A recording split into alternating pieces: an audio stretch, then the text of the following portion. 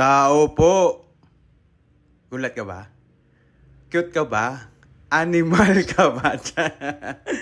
So for today's video mga kabukalbo, dahil na-miss ko na ang magluto.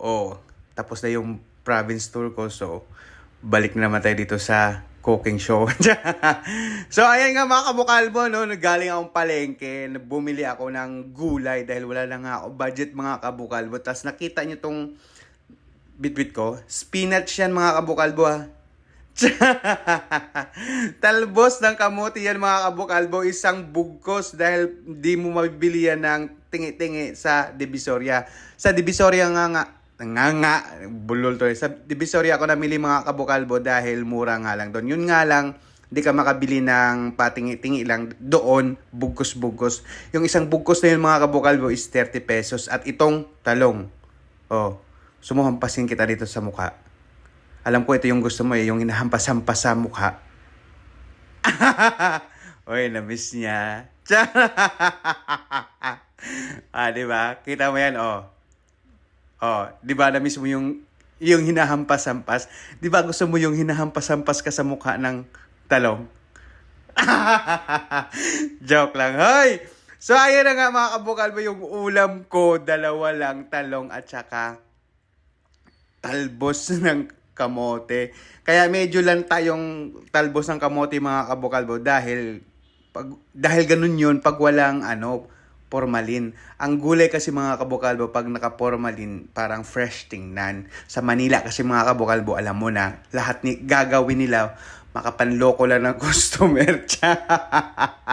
Oo, pag ang gulay mga kabukalbo mabilis malanta, ibig sabihin walang formalin yan. Kapag may formalin, ayun, fresh tingnan kunwari.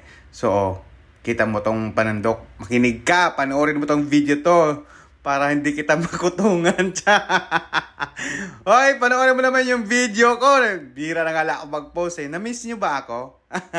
Tingnan nyo na bukalbo yung ano pinaggagawa ko, diba? So, ayan na nga, habang nagpainit ako ng kawali, tingnan mo, ginagawa.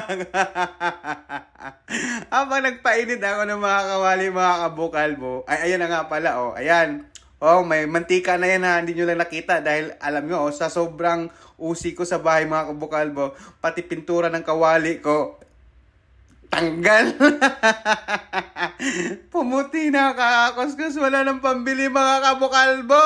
Hoy, pautangin nyo naman ako, wala nga akong gamit. At least may mesa naman. So, ayan na nga. Nahiwa ko na ngayon talong. Ano ba yan pinagsasabi ko? May mahaba, may maiksi. Ganon talaga mga kabukalbo para may option ka. Kung gusto mo ng mahaba, doon ka sa mahaba.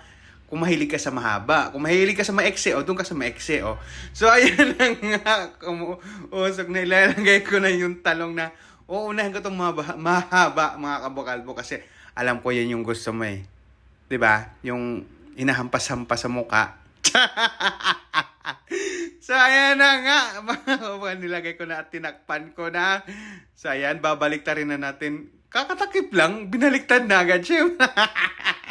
Siyempre, pinutol ko mga kabukalbo. So, ayan na, binaliktad ko. So, habang nagpiprito ako mga kabukalbo, siyempre,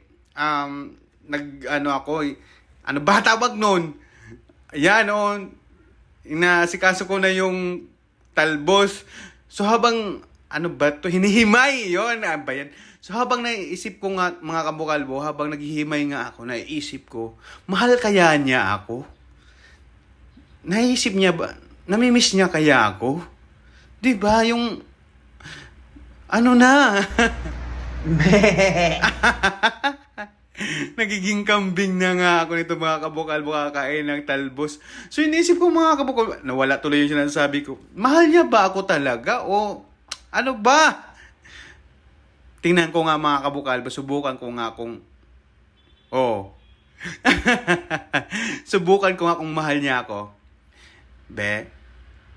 He loves me not. She loves me not.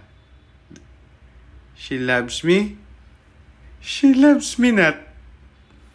She loves me. She loves me not. She loves me. Mahal niya pala ako. Pendi Sara, pendi Cochilio. Yun lang. So, ayan nga mga kabukalbo, habang nagpiprito ako, dinadasalan ko ngayon niluluto ko mga kabukalbo. Sana magiging karne siya.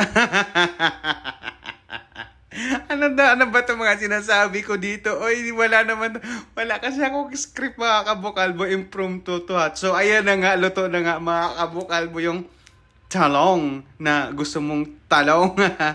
So, yung ulam ko mga kabukalbo ngayon, gulay lang kasi nga wala akong budget. So, sa mga inutangan ko dyan, ha, kalma, relax lang. Kasi alam nyo na, kakauwi ko lang, kababalik ko lang galing probinsya. So, mamumungkal muna ako, ha. Naintindihan mo? Hoy! Naintindihan mo? So, ayan na nga. Sinalang ko na yung 30 pesos na talbos na kamote. Ang dami mga kabukalbo. Grabe, sarap. Yummy. Ang sarap-sarap nito mga kabukalbo, di ba? So, wag niya na kayo maghanap na kung may tinapa, itlog, ganyan. Kasi nga, yan lang yung budget ko. Excuse me, nabusog man ako mga kabukalbo. Ang hirap mag-voice over na busog ka. So, ito na, naluto na yung 30 pesos. Oh, sarap. Nausok pa mga kabukalbo, di ba? So, kakainin ko yan ng 1 week, mga kabukalbo. Kaya nagiging kambing na ako nito. Kain na tayo. Wait lang, pray muna tayo. Thank you, Lord, sa blessing. Sana maawa siya dyan. So, kain na mga kabukalbo. Let's eat na. Yummy, yummy. Parang ako. Diba? Tiyo. Yummy. Parang ako lang mga kabukalbo. Kain tayo. O siya, babay na. Panoorin mo naman yung video ko mga kabukalbo. Para di ka makalbo. Ha? Bye-bye. Thank you so much for watching and mwah!